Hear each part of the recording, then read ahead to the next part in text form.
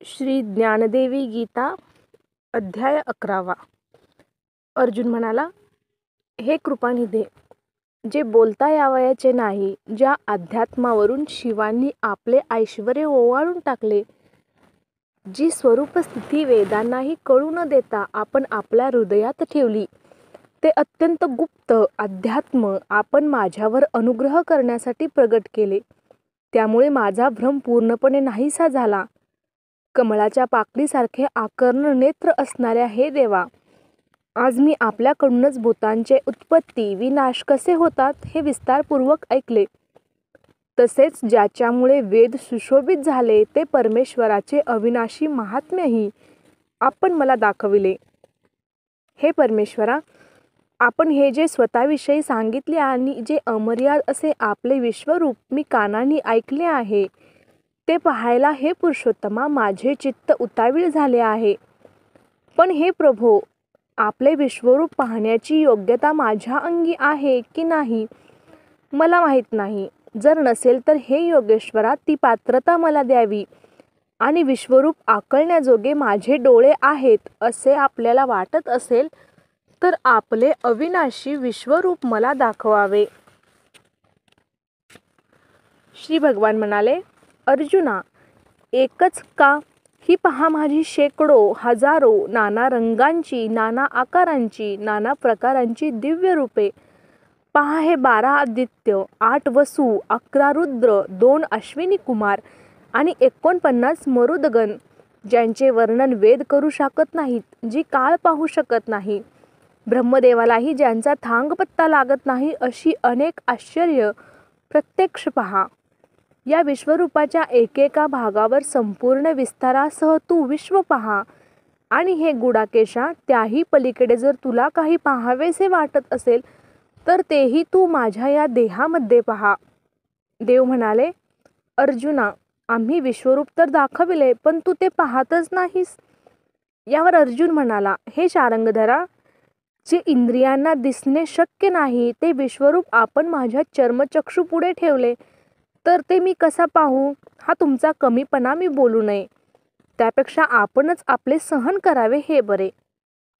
यावर भगवान म्हणाले, आम्हाला जर खरोखरच तुला स्वरूप दाखवावयाचे होते तर आम्ही प्रथम ते पाहण्याचे सामर्थ्य तुला द्यायला पाहिजे होते. पण प्रेमाच्या भरात आम्ही ते विसरून गेलो. या डोळ्यांनी तुला पाहता येणार नाही, म्हणून ते पाहण्यास समर्थ असणारी दृष्टी तुला देतो. त्या दृष्टीने आमचा समग्र ऐश्वर्ययोग पहा. संजय म्हणाला, हे राजा, ते महायोगेश्वर हरी ती दृष्टी तुला देतो असे म्हणतात न म्हणतात तोच अर्जुनाला दिव्य दृष्टी प्राप्त झाली. आणि याप्रमाणे भगवंतांनी आपले परम ऐश्वर्य पार्थाला दाखविले. त्याने अनेक प्रकारची मुखे पाहिली, त्यांचा अंत लागेना. तेव्हा तो कौतुकाने त्यांचे डोळे पाहू लागला. त्यांचे अनेक दिव्य अलंकार पाहिले, उगारलेली अनेक दिव्य आयुधे पाहिली. स्वतः देव आपणच अंग, आपणच अलंकार, आपणच शस्त्रे आणि ती धरणारे हातही आपणच, असे सर्व काही आपणच बनले आहेत, असे अर्जुनाने पाहिले. त्या विश्वरूपाच्या मस्तकावर फुलांनी पूजा बांधलेल्या होत्या. कमरेला दिव्य पितांबर कसलेला होता. सर्व शरीरावर शुभ्र चंदनाची उटी लावलेली होती. त्याच्या सुगंधाची थोरवी कोण वर्णन करू शकेल?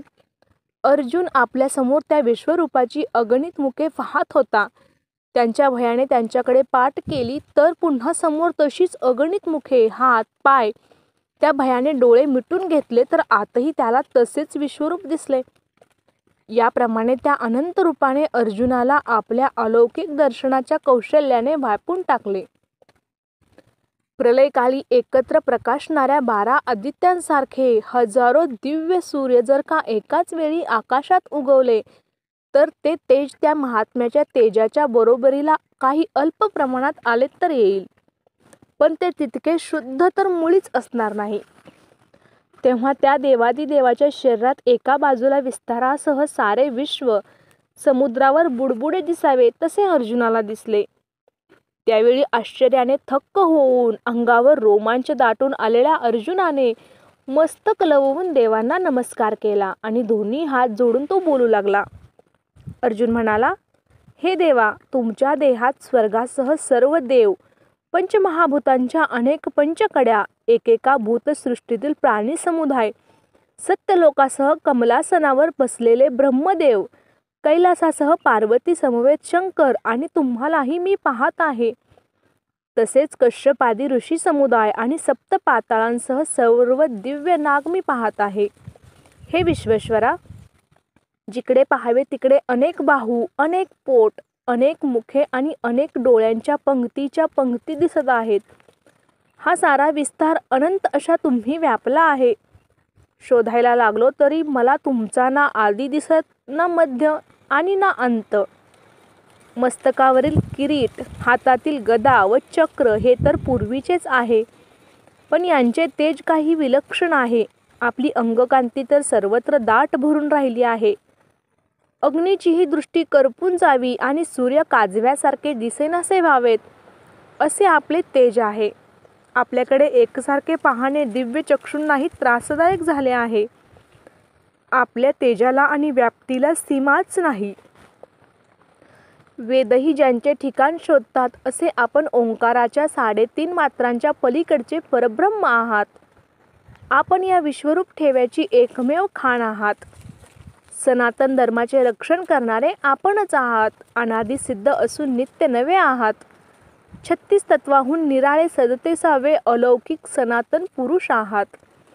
तुम्हाला ना आदी, ना मध्य, ना अंत. आपले सामर्थ्य अनंत.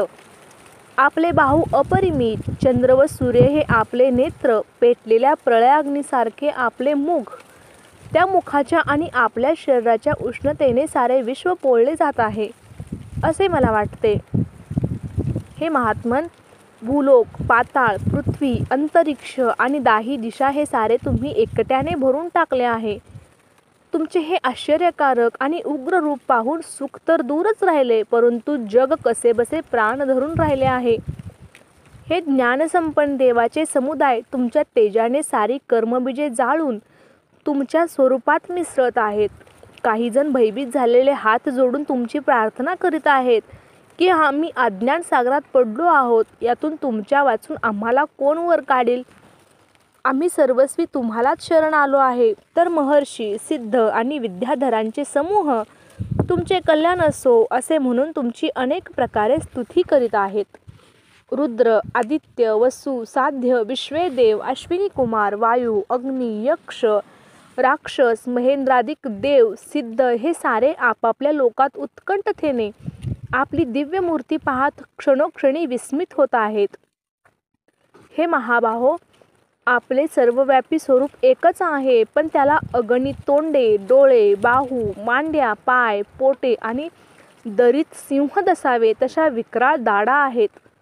हे पाहून सर्व लोक आणि ज्याला भिवून मृत्यू लपतो असा मीही भयभीत झालो आहे.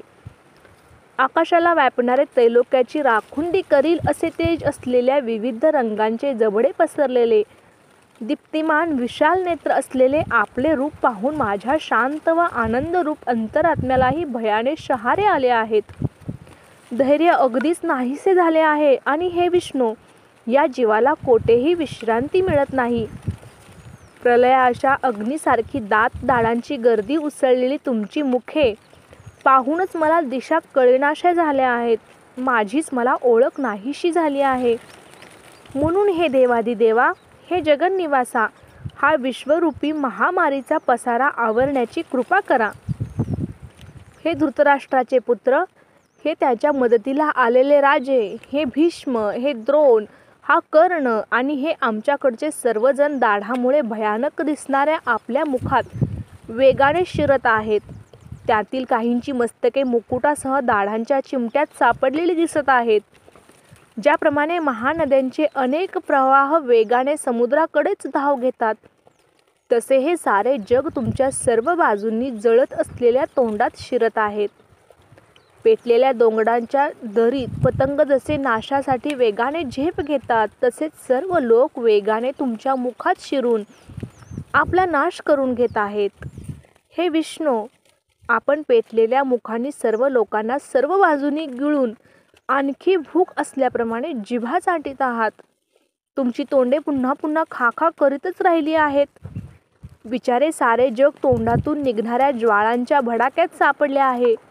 या उग्र रूपाला आपण किती वाढवीत आहात बरे. हे त्रिभुवनाच्या आद्या विश्ववंद्या, तुमच्या चरणी नमस्कार असो. आपण प्रसन्न व्हा आणि मला सांगा की रागीटपणाने डोळे वटारून आम्हाला भेडसावणारे आपण आहात तरी कोण. मी माझे समाधान व्हावे म्हणून आपल्या आद्य विश्वरूपाचे ध्यान विचारले आणि आपण तर भयंकर मुखे धारण करून सारे त्रिभुवन गिळीत सुटला. आपण साऱ्या हातात ही शस्त्रे का परजलीत. काळाशी स्पर्धा करण्यामागे आपला अभिप्राय तरी काय आहे. श्री भगवान म्हणाले, लोकांचा संहार करणारा मी काळ आहे. लोकांचा संहार करण्यासाठी मी वाढलो असून माझी तोंडे सर्वत्र प्रसरली आहेत. हे अर्जुना, तुम्ही माझे असल्यामुळे तुम्हा पांडवाखेरीज इतर जे योद्धे या सैन्यात उभे आहेत ते सर्व नाहीसे होतील. या सैन्याचे हालचाल करण्याचे सामर्थ्य मी मागेच नाहीसे केले आहे. म्हणून या सैन्याचा आकार मोडायला तुला वेळ लागणार नाही. याकरता हे सव्यासाची, लवकर उठ. एकट्या अर्जुनाने शत्रू जिंकले असे म्हणण्याजोगे यश मिळव. नुसते यशच नव्हे तर समृद्ध राज्याचाही उपभोग घे. यासाठी तू फक्त निमित्त मात्र हो. तू द्रोणाची पर्वा करू नकोस, भीष्माचे भय धरू नकोस, कर्णावर शस्त्र कसे उगारू म्हणू नकोस, जयद्रथाचा वधाच्या उपायाचा विचार करू नकोस आणि इतरही जे वीर योद्धे आहेत तेही चित्रातल्या सिंहासारखे ओल्या हाताने पुसण्यासारखे समज. मी त्यांना आधीच ग्रासून टाकले आहे. म्हणून तू यांना बाहेरून मार. शोक करू नकोस, युद्ध कर. तू रणांगणावर शत्रूंना जिंकशील. संजय म्हणाला, हे केशवांचे मेघगर्जनेसारखे बोलणे ऐकून अर्जुन सुखाने की भयाने कुणास ठाऊक थरथर कापू लागला. त्याने हात जोडले, वारंवार श्रीकृष्णांच्या चरणावर मस्तक ठेवले. त्याचा कंठ दाटून आला आणि तशा स्थितीत भीत भीत तो श्रीकृष्णांना म्हणाला. अर्जुन म्हणाला, हे ऋषिकेशा, दुःख सागरात पडलेल्या जीवांना आपण बाहेर काढता. या आपल्या थोर कीर्तीने जग हर्षरूप अमृताच्या लाटावर लोळते आणि तुमच्यावर प्रेम करते. राक्षसांना तुम्ही महाभय वाटता म्हणून ते दिशांच्या पलीकडे पळून जातात आणि सिद्धसंग व देव इत्यादी सर्व आपल्याला नमस्कार करतात. हे महात्मन, ते राक्षस आपल्याला का बरे शरण येत नाहीत. यात काय विचारायचे. सूर्यासमोर अंधार कसा राहील बरे. ज्यापासून सारी सृष्टी निर्माण झाली त्या महद्ब्रह्माला आपल्या इच्छेने जन्माला घातले. हे देवादिदेवा, हे अनंता, हे जगन्निवासा, आपण अविनाशी आहात. सत्व असत आपणच आहात. या पलीकडेही तत्वही आपणच आहात. प्रकृती व पुरुषाचे मूळ आपण आहात. आपण पुरातन आहात. साऱ्या विश्वाचे जीवन आणि शेवट आपणच आहात. भूतभविष्य जाणणारे आपणच. ज्ञानाला गोचर होणारे आपणच. कल्पांती माया ही आपल्या स्वरूपात मिसळते. म्हणून आपल्याला श्रेष्ठ आश्रय म्हणतात. आपण सारे विश्व विस्तारले आहे. आपली रूपे अनंत आहेत. त्यांचे वर्णन कोणी करावे. हे देवा, आपणच वायू, अग्नी, वरुण, चंद्र, ब्रह्मदेव आणि ब्रह्मदेवाचेही जनक आहात. तुम्हाला मी नमस्कार करतो. जसजशी भगवंताची अनंत व अद्भुत रूपे त्याच्यासमोर प्रगट झाली तसा तो प्रेमभावाने नुसते नमस्ते नमस्ते म्हणत राहिला. त्याला स्तुतीही आठवेना आणि निवांतही राहावेना म्हणून त्याने हजारो नमस्कार केले. हे देवा, अनंत बळाचा आणि अपरिमित पराक्रमाचा आश्रय आपण आहात. सर्व काही व्यापून आपणच आहात म्हणून आपणच सर्व आहात. हे माझ्या खरोखर अनुभवाला आले. हे स्वामी, आपला हा महिमा आम्हाला केव्हाच कळला नाही.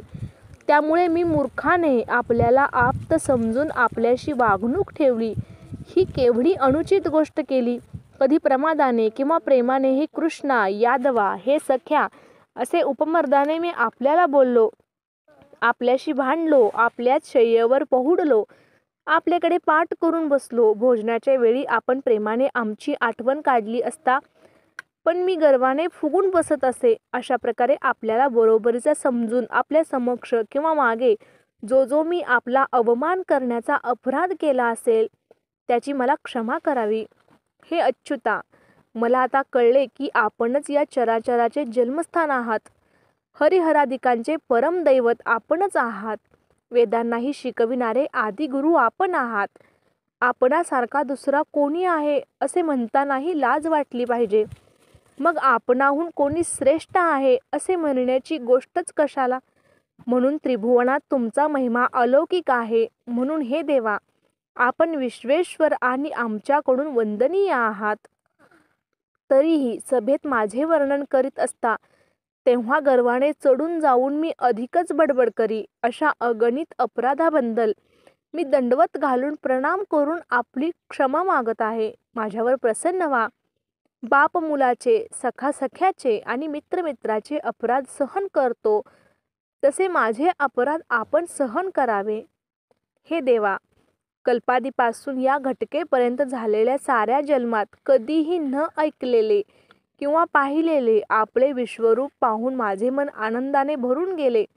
पण आपल्याशी जवळीक करावी, आपल्याला आलिंगावे, आपल्याशी गोष्टी कराव्या तर ते या विश्वरूपाबरोबर कसे करणार याचे भय वाटते. म्हणून हे पुरे करा आणि ज्याची जीवाला आवड, योग याग दानाचे जे फळ ते चतुर्भुज रूप आम्हाला दाखवा. हे जगन्निवासा, हे देवादिदेवा, प्रसन्न व्हा. मी आपले किरीट धारण केलेले, असुरांना कैवल्य देणारी गदा घेतलेले आणि सौम्य तेज असलेले चक्र हाती घेतलेले श्यामसुंदर रूप पाहू इच्छितो.